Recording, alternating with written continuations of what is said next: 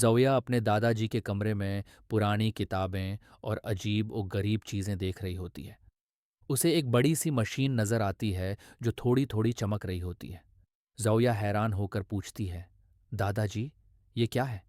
दादाजी मुस्कुराते हुए कहते हैं, बेटा, ये एक टाइम मशीन है जो मैंने साइंस फेयर के लिए बनाई थी। ज़ोया के चेहरे पर खुशी और हैरत आ जाती है। वो पूछती है, क्या मैं उसमें सफ़र कर सकती हूँ? दादाजी जवाब देते हैं, सिर्फ तब अगर तुम कुछ सीखने का वादा करो। ज़ोया फौरन हाँ कर देती है। ज़ोया मशीन के अंदर जाती है और जैसे ही बटन दबाती है, रोशनी फैल जाती है और वो वक्त के सफ़र पर निकल पड़ती है। सबसे पहले वो मिस्र पहुंचती है, जहां रेत का सहरा और बड़े बड़े एहराम होते हैं। वहां लोग मिलकर पत्थर खींच रहे होते हैं। एक गाइड उसे बताता है कि ये एहराम फिरौनों के लिए बनाए गए थे और उनको बनाने में हजारों लोगों ने मिलकर काम किया था। ज़ोया यहाँ टीम विरक और मेहनत की अहमियत को समझती है। अगले सफ़र में वो उटली पहुंचती है, जहां वो मशहूर है साइंसदान और आर्टिस्ट लियोनार्डो डा विंची से मिलती है। वो पेंटिंग बना रहे होते हैं और एक उड़ने वाली मशीन का खाका भी तैयार कर रहे होते हैं। लियोनार्डो कहते हैं, मैं हर रोज़ कुछ नया सोचता हूँ क्योंकि मुझे हर चीज़ के पीछे का राज जानना होता है। ज़ोया को यहाँ तजस्सुस और तख्लीकी सोच का सबक मिलता है। फिर ज़ोया ब्रिटिश इंडिया जाती है, जहाँ वो सर सैयद अहमद खां से मिलती है। सर सैयद एक क्लास रूम में तालीम दे रहे होते हैं। वो कहते हैं, तालीम हर लड़के और लड़की का हक है। अगर हम तालीम हासिल है तो हम अपने मुल्क के लिए काम कर सकते हैं, करें तो तरक्की कर सकते हैं। ज़ोया यहाँ तालीम की कदर को महसूस करती है। आखिरी मंजिल पाकिस्तान होती है, जहाँ ज़ोया नौजवान अब्दुल सलाम से मिलती है। वो एक छोटी सी क्लास है। मैं साइंस की किताबें पढ़ रहे होते हैं। ज़ोया देख लेती है कि यही लड़का आगे चलकर पाकिस्तान का पहला नोबल इनाम याफ्ता बनेगा। अब्दुल सलाम कहते हैं, इल्म सबसे बड़ी ताकत है। अगर तुम मेहनत करो तो कुछ भी मुमकिन है। ज़ोया का जज्बा और बढ़ जाता है। ज़ोया वक्त की मशीन में बैठकर आगे का सफ़र जारी रखती है। अब की बार वो चीन पहुंचती है। वहां वो एक बड़े बाग में बच्चों को ताई ची करते हुए देखती है। एक उस्ताद नरमी से बच्चों को सांस लेने और हरकत करने का सलीका सिखा रहा होता है। ज़ोया करीब जाकर पूछती है, ये क्या है?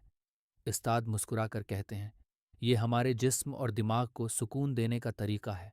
ज़ोया यहाँ सब्र और खुद पर काबू पाने का सबक सीखती है। अगला सफ़र उसे अफ्रीका ले जाता है, जहाँ वो एक छोटे गांव में पहुंचती है। वहाँ बच्चे दरख्त के नीचे बैठे कहानियां सुन रहे होते हैं। एक बूढ़ी औरत जो कबायली लिबास है, वहाँ कहाँ गई है पहने होती है, ज़ोया को बताती है कि कहानियों के ज़रिए हम अपनी तारीख, रवायात और अखलाकियात अगली नस्लों तक पहुँचाते हैं। ज़ोया को यहाँ अपने कल्चर और बड़ों के तजुर्बात की कदर करना आ जाता है। फिर ज़ोया जापान पहुँचती है। वहाँ वो एक छोटे से कमरे में एक लड़के को देखती है जो आरगामी यानी कागज़ की तह तह से परंदे बना रहा होता है।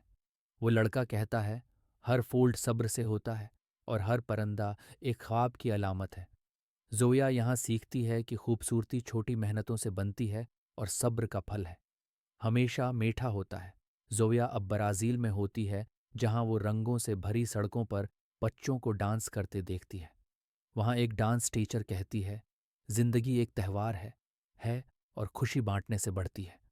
ज़ोया को यहाँ खुश रहने और दूसरों को भी खुशी देने का सबक मिलता है। फिर वो टर्की जाती है, जहाँ एक छोटा सा लड़का मस्जिद के बाहर परंदों को दाना डाल रहा होता है। ज़ोया हैरत से पूछती है, ये तुम रोज़ करते हो? वो लड़का मुस्कुराकर कहता है, हाँ, हर मखलूक का ख्याल रखना हमारा फ़र्ज़ है। ज़ोया यहाँ मेहरबानी और हमदर्दी की अहमियत को समझती है। उसके बाद वो रूस में एक आर्कटिक इलाके में पहुंचती है, जहां बच्चे बर्फ पर स्केटिंग कर रहे होते हैं। एक बच्ची फिसल कर गिर जाती है, मगर हंसते हुए दोबारा खड़ी हो जाती है। वो ज़ोया से कहती है, गिरना कोई मसला नहीं, उठना असल हिम्मत है।